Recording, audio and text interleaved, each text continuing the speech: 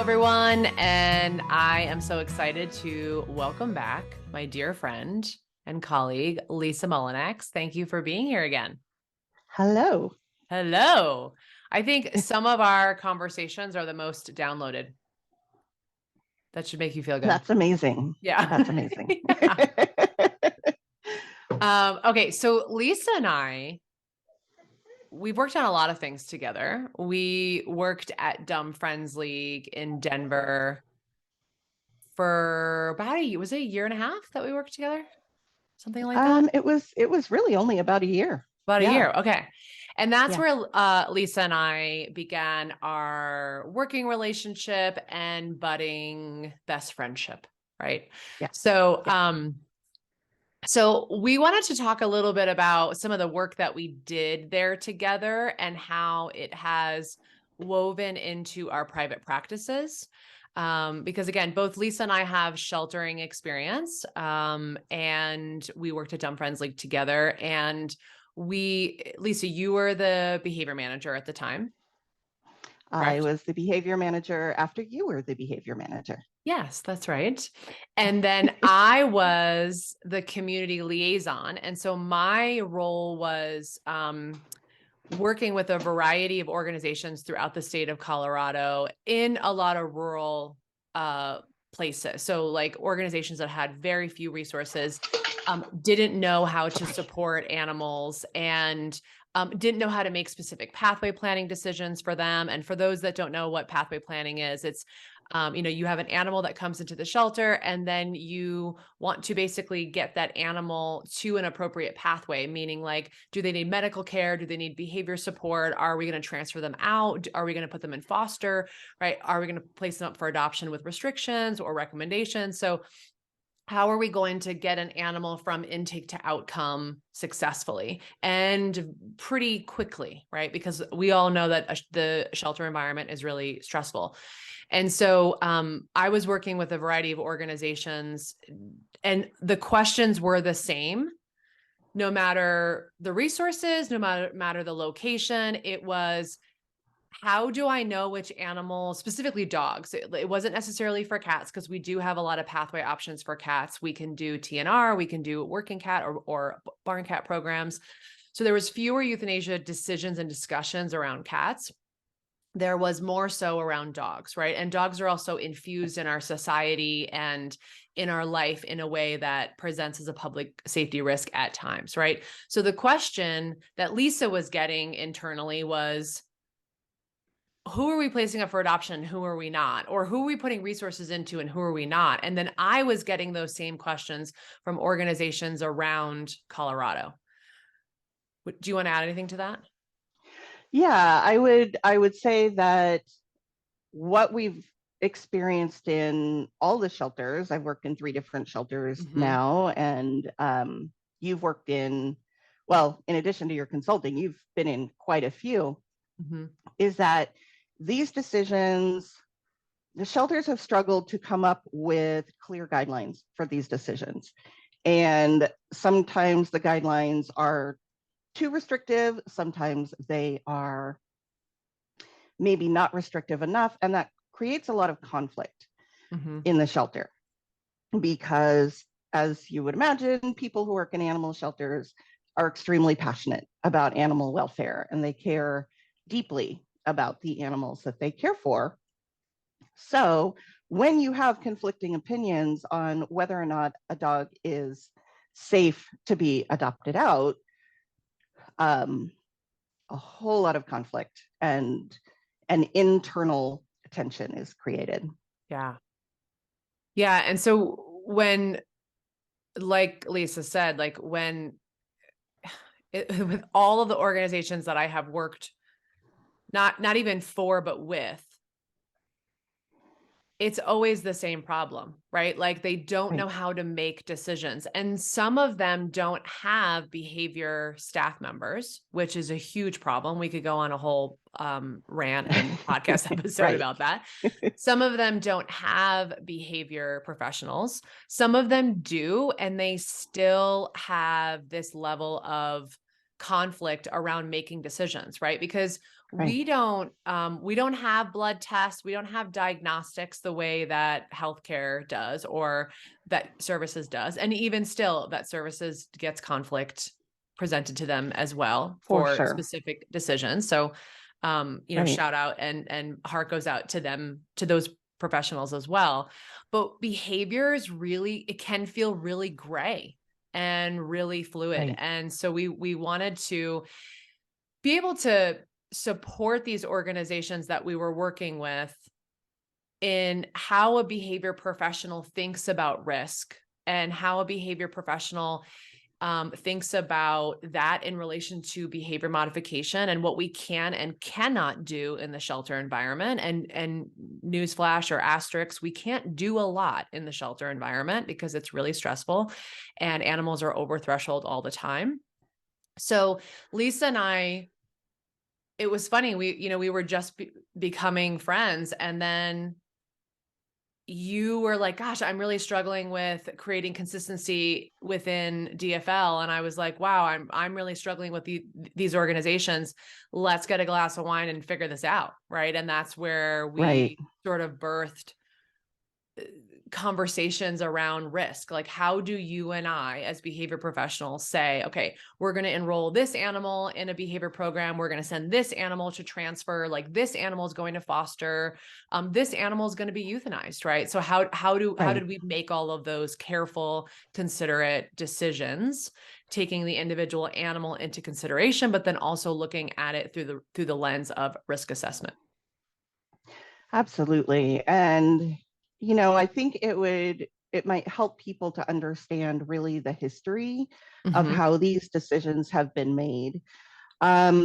So there was a time, not that long ago, and possibly still some shelters in this country that, specifically open admission shelters, that take in any animal at any time for any reason from the general public. These are typically your municipal, city, and county shelters, right? These shelters are a place, they are designed for people to bring animals or for strays to be brought in so that they don't suffer from starvation or injury just being loose, and they're not also public threat.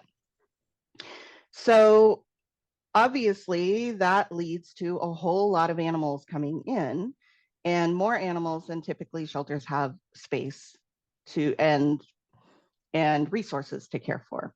So not that long ago, they had a model that's frequently referred to as time and space, that when an animal came in, regardless of their age, regardless of their behavior, regardless of how friendly or sweet, those terms that we use to describe these dogs that we meet, they had a limited period of time to either be claimed by an owner or adopted.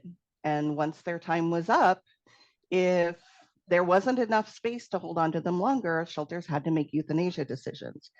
And they found that sometimes that meant dogs that had serious bite histories were able to stay because their time was not up, while a very social, affiliative dog that would make a great pet had to be euthanized.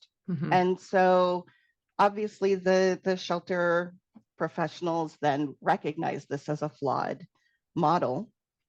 So they created behavior assessments, a way to weed out those dogs that were clearly a threat to the public, which then gave those nice adoptable dogs more time. And behavior assessments get an extremely bad rap because they're seen as unfair and heartless sometimes, but it's important to understand that they were created as life-saving tools to be able to give more time to these adoptable pets. So that's where they came from. And even those have evolved into many different models because, like with everything in the behavior world, we're constantly adjusting as we learn more and more about behavior. So when you and I came in, there were already models being used in different shelters.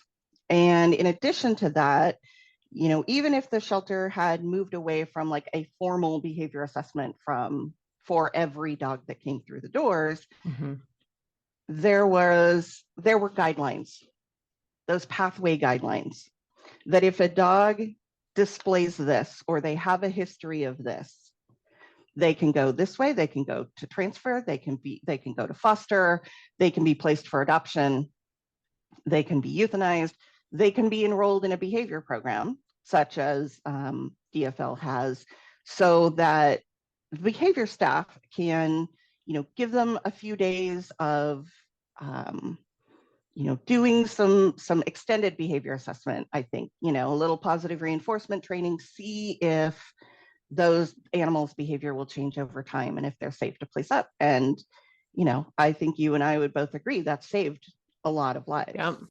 Yeah. Being able to do that. But what we were running into was sometimes that matrix, that guideline for what could be, what behaviors were acceptable and what weren't, which weren't, were also restrictive, and they didn't look at the whole picture. And if you don't mind me sharing, the case that really started this discussion between us was a dog that had been adopted out by the shelter and then returned after biting a toddler in the home in the face. That sounds terrible. And the guidelines at the time said any bite to the face is considered an automatic euthanasia. But as the behavior team collected the history of what happened, they learned that this dog had spent 2 weeks in the home doing everything it could to avoid the toddler. And during that time, the dog had interacted with older children, like 6 years and above, extremely social, very affectionate, lots of adults, like just all around this dog was showing the behavior that everyone wants as a pet.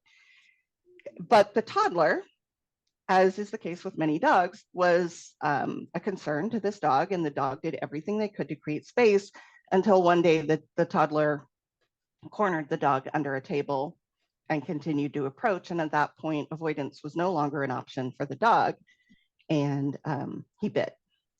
So when you look at it, when we were looking at it in that framework, we're saying, yes, there was a face bite. And face bites are a concern because they can be disfiguring. They can be very costly in terms of medical care. But if you look at this dog's history, this dog is not a threat to the general public. And it's very easy to place the dog in a home where they're never around toddlers, not even visiting toddlers. That's a very easy behavior to manage. And so that's what started our discussion about when we're looking at cases, when we work with clients, we're looking beyond the behavior. We need to know all of those pieces that led up to that behavior. And that's how we determine what's risky. And those discussions led to us creating our initial framework that several risk assessment models have been built from. So that's a little bit about how we got to this point and why. Yeah. And I think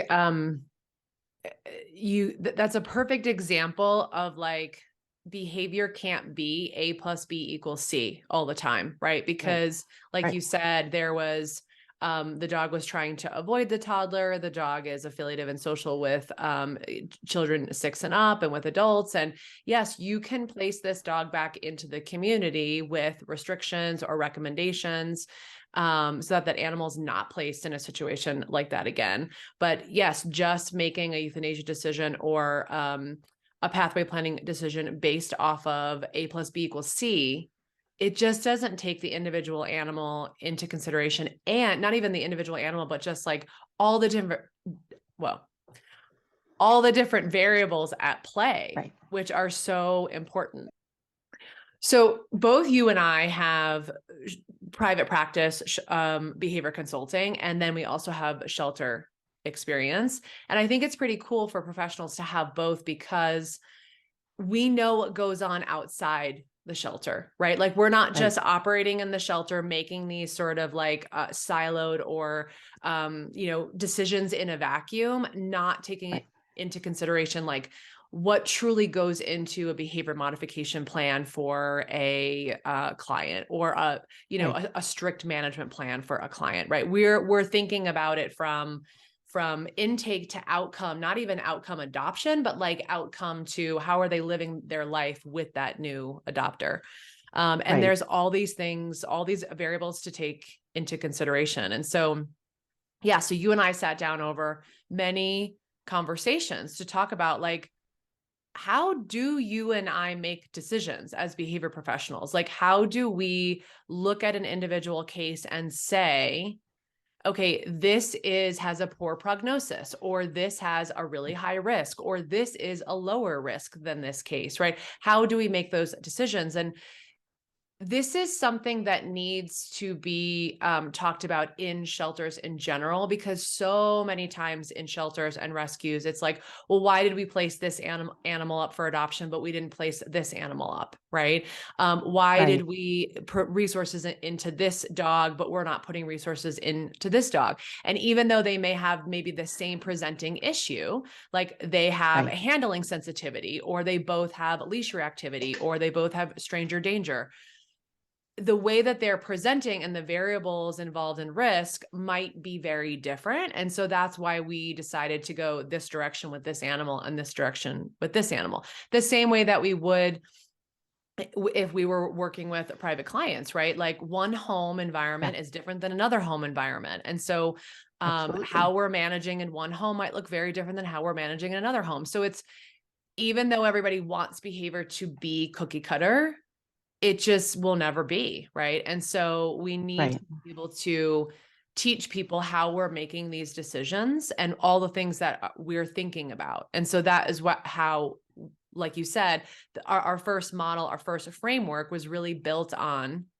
how are we making these decisions? What are the things that we are thinking about in order to determine which direction we go for that animal? Absolutely. And our experience as behavior consultants, I was doing private behavior consulting for over 15 years by the time I went into the shelter world. That gives you insight. And one of our podcasts that we did was on living with difficult dogs. We see how certain behaviors impact people's lives. And these are lovely, compassionate people who form a bond with a dog that then either has a very dangerous or difficult behavior, and they have to change their lives. They have to stop, some of them stop traveling, some of them stop having family and friends over, some of them stop hiking, which is something they had enjoyed with other dogs. I mean, these are people who form bonds with these dogs because, as you and I both know, even the most dangerous dog can still be an incredible pet when they're with someone that they feel is safe in with. That circle of trust. Yeah. Right. And so, I mean, we've also experienced the tragic impact it has on these wonderful people who, when they reach the point that they realize they can't either safely manage or, they cannot live this way, they have to make the decision themselves to euthanize the dog. And there is nothing, I think, that is harder than euthanizing a young, healthy dog that you love. Yeah. And now I'm getting emotional. Yeah. Because I've gone through that with clients. And, we can, from behind our keyboards say, well, they could have done this and they could have done that. But honestly, none of us can decide what another person can live with. Mm-hmm. And, you know, if the dog's behavior is such that there are no other options, this is often the result. And I also think that that very much informs our decisions in the shelters because we've been through that with Mm-hmm. clients. And we do care deeply about people. We want people to adopt, and that can affect their decision as to whether or not they adopt from that organization in the future.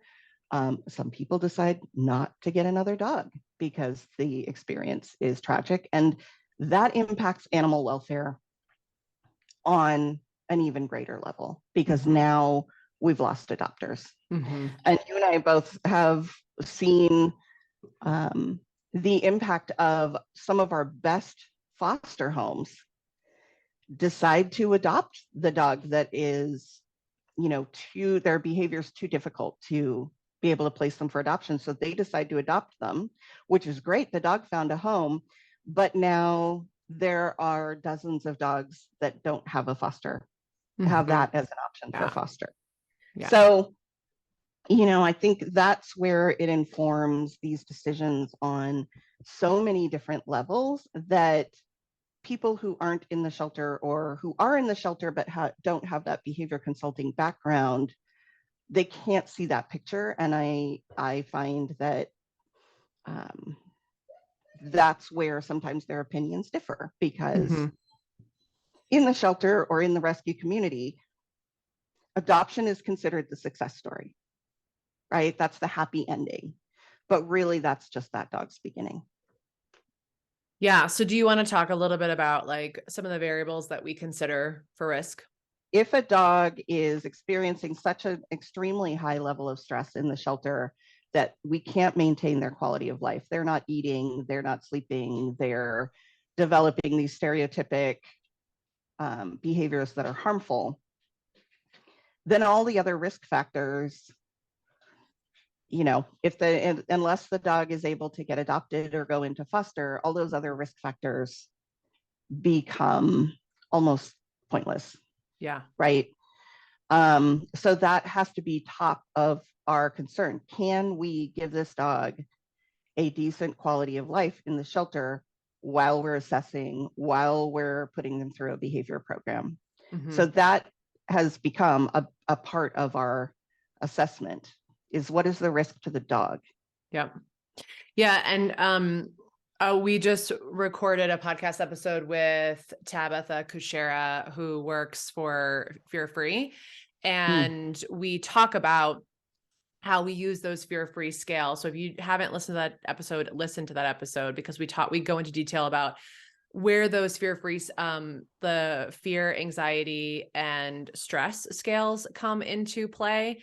And it's 1 is least stress, 5 is most stress. And we can utilize those frameworks to see like where that animal is in terms of their FAS or their fear, anxiety, and stress. And then there's other quality of life scales as well to see like, you know, like you said, is the animal eating? Is the animal drinking? Are they engaging in species typical behaviors?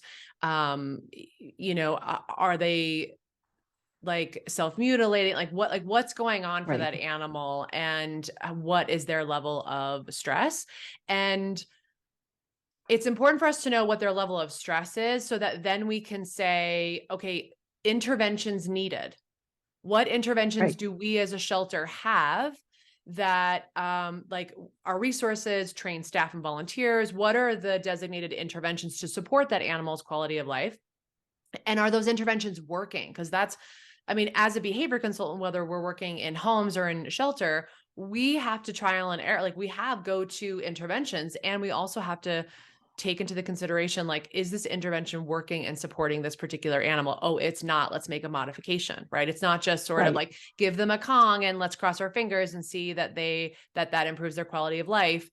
Because like Lisa said, the rest of the time in the shelter for 23.5 hours, what are they doing besides eating that Kong, right? So quality of life is very significant. Definitely. And, you know, I think some shelters use the 5 freedoms to Mhm. measure quality of life, right? What is that? Eating, drinking, practicing, engaging in normal Behavior. species, normal behavior. Fear or free from fear and discomfort. Yes. And then I believe its medical needs are addressed, or like free of Yeah. disease. Yeah. Pain Mhm. and disease. Yeah. Yeah. And those criteria were originally developed for livestock. So those are the minimum, right? Uh-huh. When we're talking about dogs, which are highly social, and many of which can suffer when they don't get enough social contact, and we've certainly seen that in the shelter, you know, that's also a consideration that can deteriorate their quality of life. There was a dog at my last shelter, and he was lovely when he was with you. He could hang out in your office, he could go anywhere, he could do anything, but he had, excuse me, severe isolation distress when left alone. And so we created a plan. He was doing office foster. You know, we'd get him out of the kennel first thing in the morning. He'd hang out in somebody's office all day. So he did really well. But then when it came time to get him back to the shelter, he would not go. Yeah. And it was taking, you know, 5 people at a time to kind of create a human social line so that he could go from person to person until we got him to his kennel, which was, you know, had spray cheese all over the walls and all kinds of things. But that wasn't motivating for him. It was that social time. And so even though for 8 or 9 hours a day, he was able to be with people, we're still talking about 15 or 16 hours a day that he wasn't.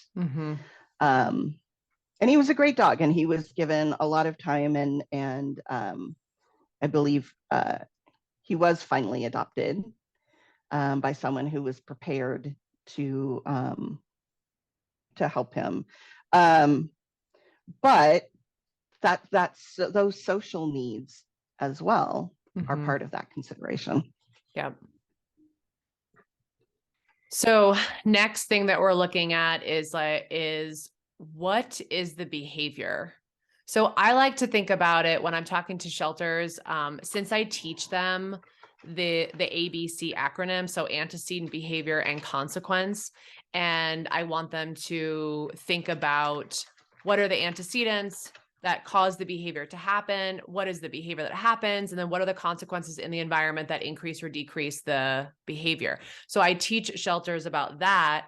And then we talk about, we look at that acronym through the lens of risk. So then we say, okay, listen, the first thing I want you to identify is what is the animal's behavior? What are their behavior choices in the kennel, outside the kennel, when you feed them, when you handle them, when you vaccinated them, right? Like I move very far away from like a standardized behavior assessment.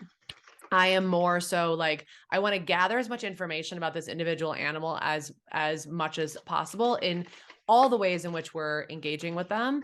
And then what is the behavior choices that they have made in the home, if this is an owner surrender, or if this is a dog coming from a transfer partner, what are the behavior choices? So, and is that behavior, like, is it a low risk behavior to a high risk behavior? Like, are we talking about that the dog is growling pretty consistently, never escalates beyond growling, provides a lot of warning, or is this a dog that freezes and then does a level 3 bite, right? So what is the behavior from low risk to high risk perspective? Absolutely. And one of the things that I started seeing that initially I may not have considered that much in private practice, but started to become a really, really significant factor for me was, did the dog choose to avoid or approach the person to threaten or bite? And regardless of the level of injury, initially, if that dog closed distance to threaten or even make contact in terms of like a muzzle punch, or a snap that, something that did not cause injury. Some of the most severe cases that I saw after adoption were with dogs that chose to approach, to close distance between a person to threaten or bite, when they had the option to avoid. They had the freedom to increase distance, to use avoidance, to use threat displays. And one was really severe. It was a dog that in the shelter had on several occasions rushed up to someone and muzzle punched them in the arm, had not bitten, had not broken skin. And so based on the model that they had, that dog was an adoption candidate. In fact, I spent time with that dog in my office. And, there were some really nice, as there always is with every one of these dogs we're talking about, because we're never talking about a dog that is mean. We're talking about a dog that uses aggression in specific situations, right? As a reaction to a perceived threat. And so this dog was adopted out, and the adopter had been counseled. Okay, he's going to need a very structured introduction to people until he feels comfortable. And the adopter had done that beautifully. And which is rare, by the way. Like the fact that the adopter did that beautifully is amazing. And the way they did it was great, because then the dog was showing extremely social behavior to her adult daughter, which was what they had done. And he was soliciting play and pets, and all of that was great. And then the next day they met, the two women met up for a walk, and the daughter, who had made friends with the dog, then approached outside, and the dog grabbed her arm and shook it, bit down, shook it, and would not release. And when I say she approached, she had approached and to a certain point and stopped, and then he closed distance to grab her arm. And which was what he had done. His behavior each time had been to close distance and target the arm. So even though what he showed in the shelter was not serious, that choice to close distance could have, was a big warning sign that we did not see at the time. And then I started to see that more and more and more. So that is a choice on the part of the dog. Now, we don't know exactly what they're thinking. Maybe in their mind, it's not a choice. Maybe they have a history of avoidance never working. Maybe they have a history of, something in that scenario leading to something very traumatic for the dog. And these are the things we can't know in the shelter. But when we're looking at the behavior in front of us, this is what the dog is presenting now, regardless of why. That's one of those factors we have to consider in risk. Yeah. And what you're talking about too, I think is so important in the sense that when we don't know why a behavior is taking place, we can't truly tease out and figure out what the antecedents are. Was that about being outside? Was that about being on leash? Was that about being with his person? Was that about that woman approaching? Was that about her talking or direct eye contact? When we try to parse out all those antecedents, especially when you have a shelter dog, right? And you're like, gosh, he's escalating towards this staff member, but not towards this staff member. And we've tried to tease it apart to see how this staff member is different than this staff. It's that becomes really complicated to manage, right? When we don't know, not even manage in the shelter, but also manage in a home, right? When we don't know,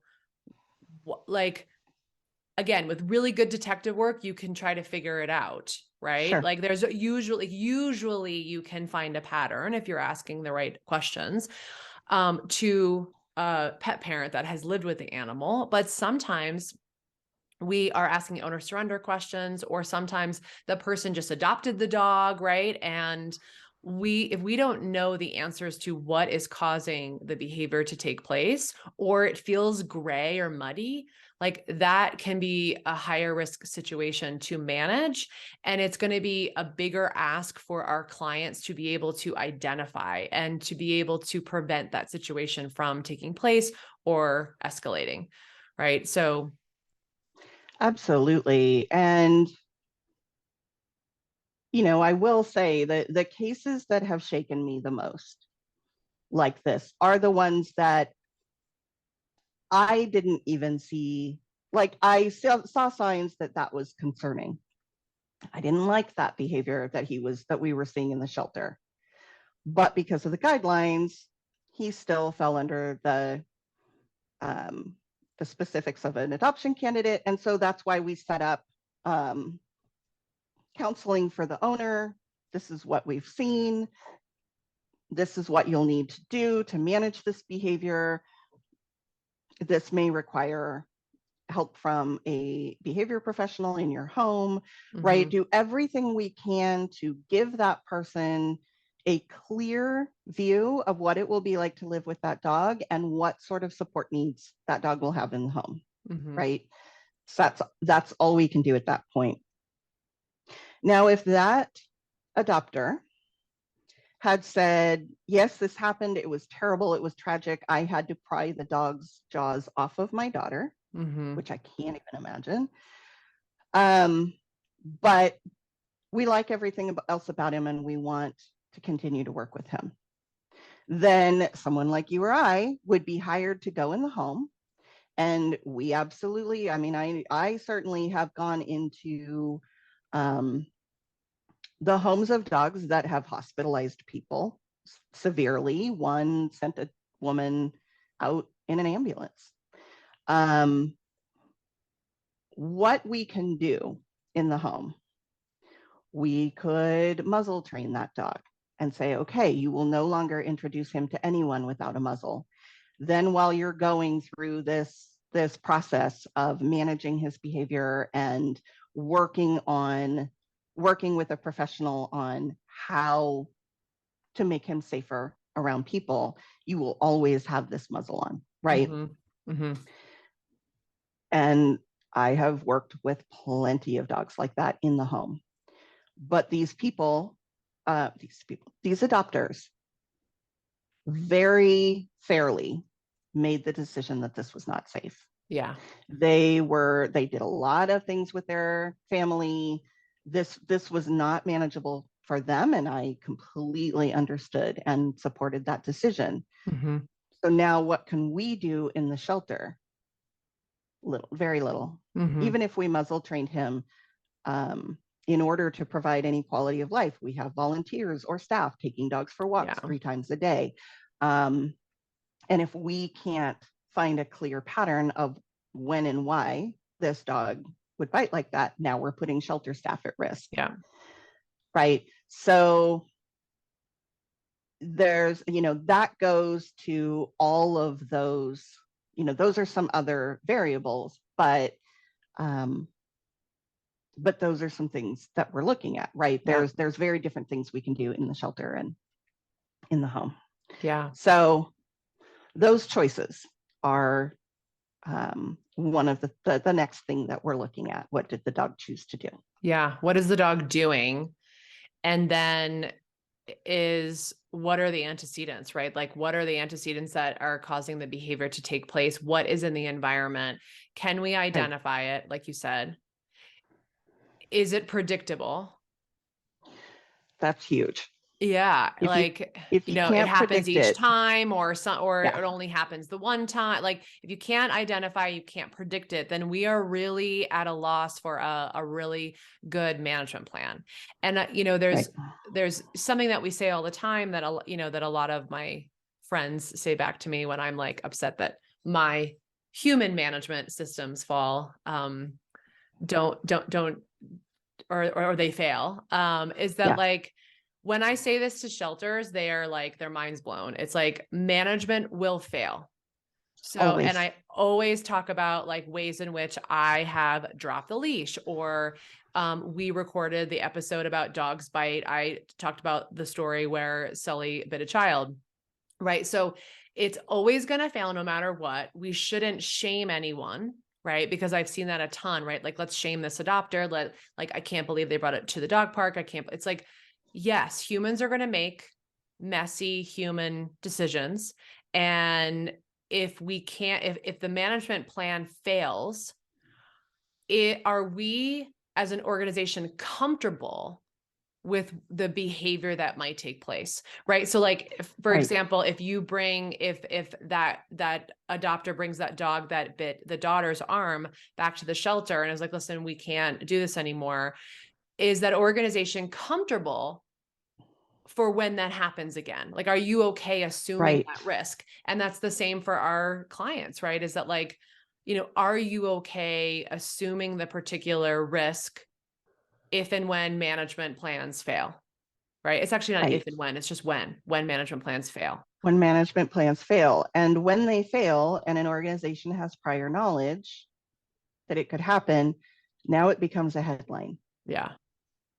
And that is harmful to all of the other animals in that shelter who are either going to miss out on adopters, miss out on donors, right? Or, you and I think, have both seen when something goes really badly like that, then leadership, understandably, whether I agree with it or not, I understand they then get very strict with their restrictions. And so other dogs that may have otherwise been great adoption candidates that were easily managed in the home, that, could be like the dog that could be placed in a home with not around toddlers. Those dogs also end up paying that price because that decision was made, and there's a lot of fallout for the shelter when that happens. Yeah. Yeah.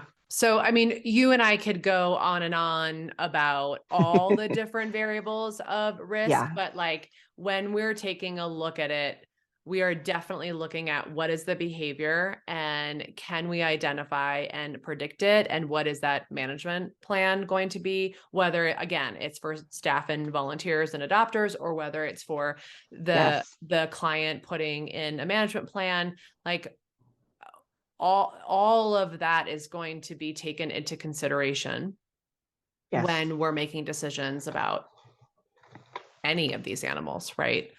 So I did want to share that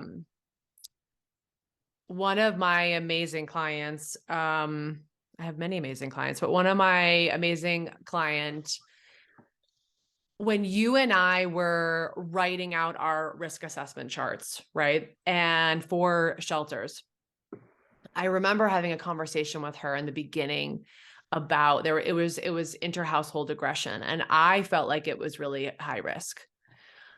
My client didn't, for a variety of reasons, right? Like, she really wanted these dogs to be friends. And if I were to interview them, they didn't really want that same, like they didn't have that same sentiment.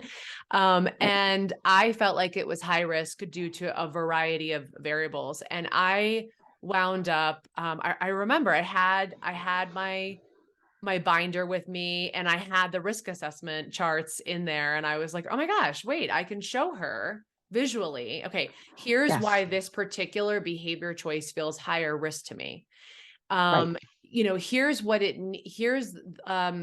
we're not able to identify exactly when it takes place. There's not a lot of warning. The dog's closing distance. The dog's actually making contact with your other dog. It's taking a lot of human effort to break up the dog fight, right? And so she was able to really, I did it really gently, but she was able to really start to reframe and take this other perspective into consideration, even though she didn't want it. She really was like, oh gosh, I really want these dogs to be friends. She was able to see, oh, this is a risk issue. It's not just like, let's train the dog and train, like, we need them obedient and we need to just train them to like each other, right? Like people think it's that easy. You know, it reminds me of that, like we're just working with the dog, right? In quotes that I was talking about earlier. And she was like, oh, wow, like this makes sense from a risk assessment lens to support like everyone in our households. This is actually, you're right, this is higher risk because of all of these variables that you're talking about. And that was super helpful for her to see it visually. And it was helpful for me to sort of break down my conversation and like hear all the variables that I'm thinking about as a behavior professional when I'm thinking about risk. And it's up to you, right? Client, it is up to you. Shelter, when I consult with shelters, it is up to you to make the decisions that you want to make. I'm here as a consultant. I'm not telling you what to do. And I will say, professionally, this is a higher risk case, or professionally, this is a lower risk case. And here's what we can do. Right. So, that was just I remember when I organized my conversation in such a way and showed her the chart, she was like, oh, it like clicked for her. Yes. And I've done the same from, when clients needed a different perspective. When it was something like the dog growled at my child, I can't have a dog that bites, right? Which is something we hear a lot. So looking at that chart and like specifically management, when we were talking about management, we have a low, medium, high level of management that we rated, right? For just the manageability, which included, can you clearly identify the triggers? Can you, like, is it easy to avoid? Dog that runs away from toddlers, very easy to manage by placing in another home. We know that the more complex the management plan needs to be, the more steps there are that could fail. Right. So that obviously increases the risk. But then in looking at this with clients, I could say, okay, here is what you need to do to manage this behavior. You put up a baby gate. And the baby gate, and even if the baby gate fails, right, then we look at the other behaviors, right? But management was very easy. It was one step. It was one thing. It didn't require a whole lot. So they could see, okay, yeah, we can manage that. And then we looked at, you know, we would talk about the triggers, the antecedents. Yes. Oh, yeah. We know exactly when and where it happens. Okay. Yeah. I can see how here that makes that piece easier to manage. Right. Yeah. It's like, and then we would look. Yeah. It's like dog lives with child. Like, I love how Dr. Pockle says this. He and I talked about risk assessment for a little bit together. And he was just like, you know, if the dog has successfully lives with children and growled once over a rawhide, that's very different, right? Like the exposure rate to the incident rate, the exposure rate is really high. The dog lives with the child. The incident rate is really low, especially because the exposure rate is really high, right? And so he probably says it more articulate than I am right now. But versus a dog that like every single time they're around children, let's say like they're around children 2 times in that month, and each time they're around them, they are low growling and snapping, and we're not sure what the trigger is. It's just the presence of children. Right. That's very different than a dog that is successfully living with children and growls over a rawhide. It's like, okay, we just don't give rawhides anymore. Right. So, and then you can compare that to, let's say, a home with 3 middle school to high school age students who live in the house that all the kids go to after school. Yes. And maybe while the parents are at work. And it's not growling over a rawhide. It's just maybe it's the sudden appearance of someone coming around the corner, or, you know, it's kids playing a video game and getting excited and jumping up and yelling. Right now, you can identify what some of those things are, but you can't, it's much, much harder to manage the environment without completely changing that family's life. So that's much harder. And I don't know about you as a teenager, but even when I was given rules like you cannot have a friend over after school, that was in the days before there were like nanny cams and net cameras. And right? Like teenagers are really good about bending those rules. So that's another area where manageability and looking at that, what level of management is required, and is that realistic for any adopter or one of our clients to live with for, let's say that dog is a year old. And can live to be 15 or older.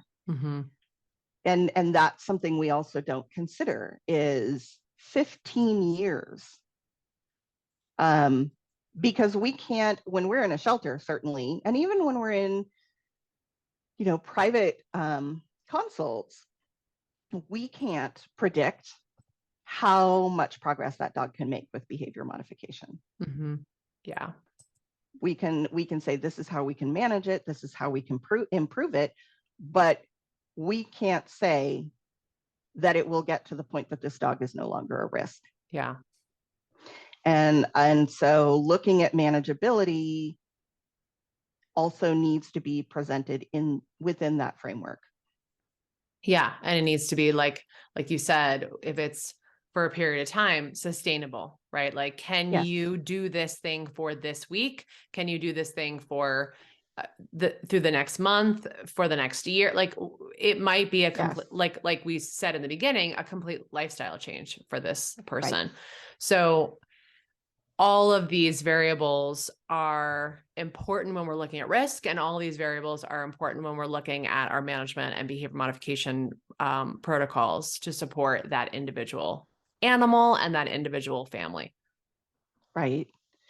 And the last piece, well, not always the last piece, but the other piece we're looking at is the severity of the behavior. Because in some of these cases, like the dog that grabbed and shook the woman's arm and sent her to the hospital, not urgent care for a little bite, but surgery, predictability, management, avoidance or approach, those things become less consequential because we know the dog is capable of causing severe injury. So even if management is easy, it's still going to fail. And when it fails, is someone going to the hospital or worse? Right? And so when you and I were looking at this, and we have to take the behavior into consideration, there were some factors that we looked at. Right? How consistent is the dog? Did the dog have, and this was your point with Dr. Puckle, like hundreds of interactions with people, and there was this one that was under fairly extreme circumstances, but there is a long enough history of this dog consistently making better choices that we can say, okay, yes, the person required medical care, maybe not going to the hospital, but you know, urgent care, and you need your tetanus shot, and you need a couple of stitches in your hand. But if that, all of those other pieces, the choices the dog made, was it offensive or defensive, right? Was it an action on the part of the human that, let's face it, we're human, we do stupid things with dogs. And that's right. And we take that into consideration because as much as we want to say, well, they shouldn't have done that, the fact is they did, and people do. Right. So, you know, if that dog was consistently making better choices and it's very easy to manage, that changes how we look at that behavior. in terms of the severity. Yeah. If they broke skin, but all these other pieces are in place, okay, we think that placement in the right home is possible with a lot of coaching and a lot of pre-adoption counseling. So like I mentioned, we can go on and on about this topic in so many different directions. And there's so many additional variables that we haven't discussed when it comes to risk assessment. And yet we just wanted to give sort of a overview about how we're thinking about risk assessment, both in the shelter world and also in private practice. So Lisa, where can folks find you online? They can find me at serenitycanine.com. That's CANINE, not K and the number 9.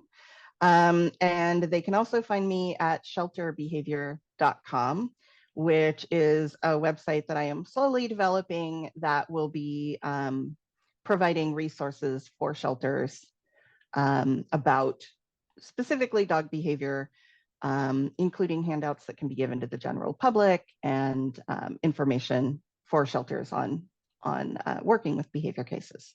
Awesome. Well, thank you, my friend, for coming on and having this conversation. I appreciate you. Absolutely. We could probably do an entire season of your podcast on this I topic. know. Seriously. Thank you. Thanks, everyone.